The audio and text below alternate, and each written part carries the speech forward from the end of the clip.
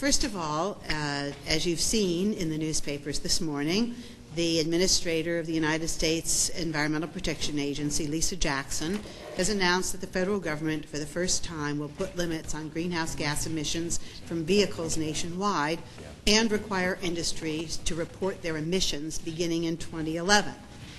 Does this sound familiar? Well, it should. You started all of this. And as Administrator Jackson acknowledged in her televised address, state action has been critical to getting us to the point where we are today. So I'd like to start by acknowledging that your legislature, our legislature, set the course for our country to meaningfully address global warming more than 8 years ago.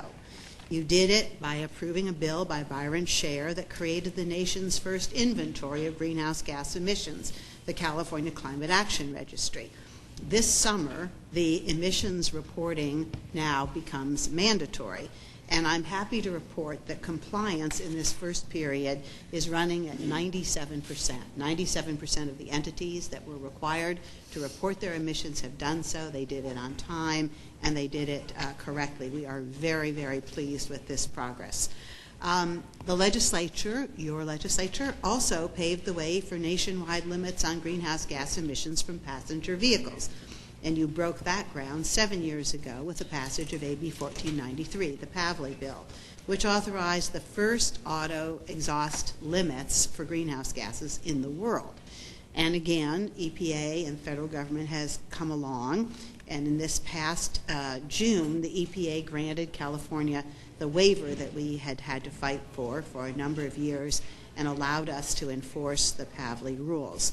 We expect those limits to reduce global warming emissions from new passenger vehicles sold in California by as much as 22% in 2012 and about 30% in 2016.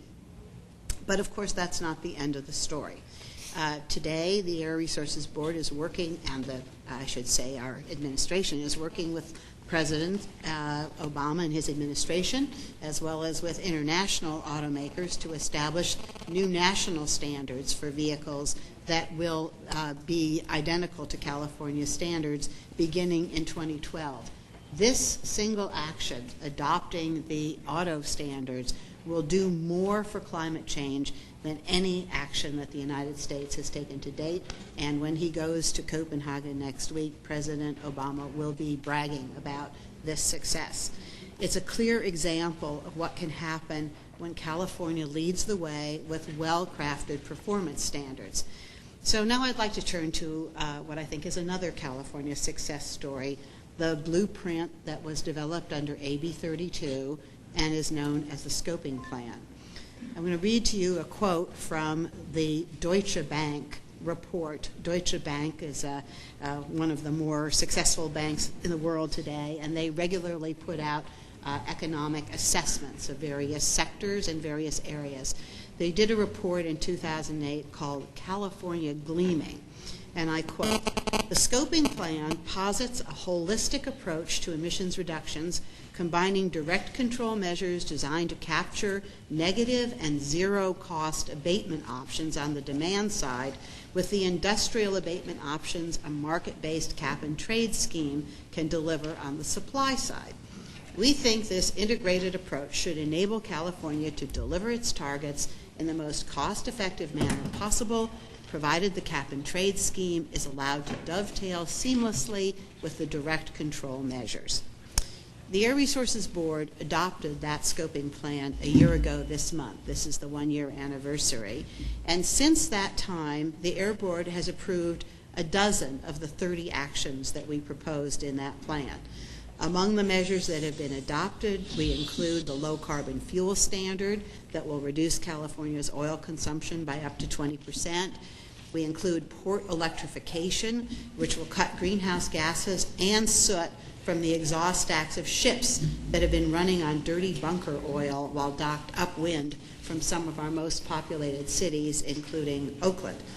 And regulation of highly potent global warming gases from the semiconductor industry have also come under control. These industrial man-made gases typically live much longer in the atmosphere and have much stronger global warming properties than carbon dioxide. So addressing them can also be a very cost-effective way to go about limiting the buildup of greenhouse gases. These and other already approved scoping plan measures, together with recently improved state energy efficiency standards and the ongoing renewable portfolio standard work, are expected to reduce California's greenhouse gas emissions by about 70 million metric tons in 2020 compared with business as usual. This represents more than 40% of the reductions that are needed to bring emissions back to 1990 levels as required under AB 32. Now let me tell you a little bit about what we have on tap for the next 12 months. 2 weeks ago, we released a preliminary draft regulation that confirms California's commitment to move ahead with the nation's first comprehensive greenhouse gas cap and trade system. We briefed the legislative committee consultants on this just last week. The program would set a declining cap on emissions at a rate that would ensure that we meet our AB 32 reduction targets. The program is being developed in partnership with 7 Western states and 4 Canadian provinces as part of the Western Climate Initiative, otherwise known as WCI. Collectively, the WCI will more than double the amount of greenhouse gas emissions reductions achieved compared with what we could do all on our own as California, while at the same time expanding the market for energy efficiency and clean energy technologies. We have on tap a number of public workshops that will be used as a way to develop the regulation, and we expect it to come before the Air Board next October. We also have a committee of distinguished private sector experts that's advising us on how the emission allowances should be distributed or sold under a cap and trade program and what to do with any revenue collected, and they will be providing their recommendations in January of 2010.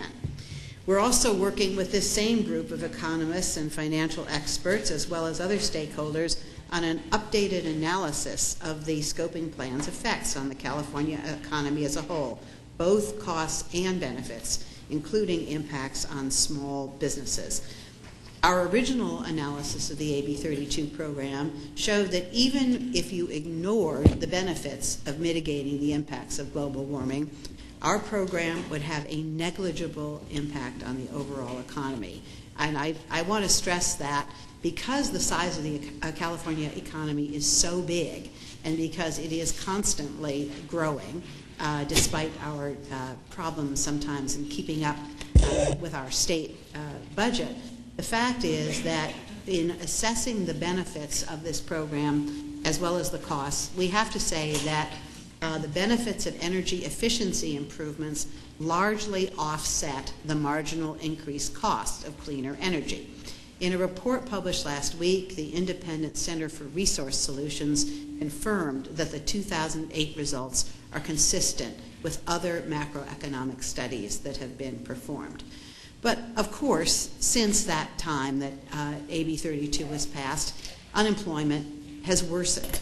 And many Californians are more worried today about pocket change than they are about climate change. That's a reality. And I suspect that many of you are wondering why we don't just wait until the economy recovers before proceeding with climate regulations.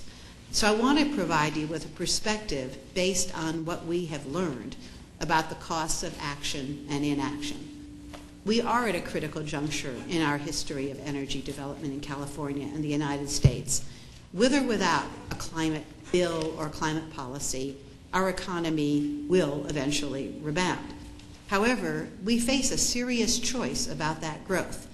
We can choose to continue our dependence on increasingly scarce and expensive non-renewable resources, or we can follow a different arc of economic growth, one that promotes clean energy and increased efficiency, diversification of transportation fuels and electric energy sources, making our economy more resilient and our job market more robust.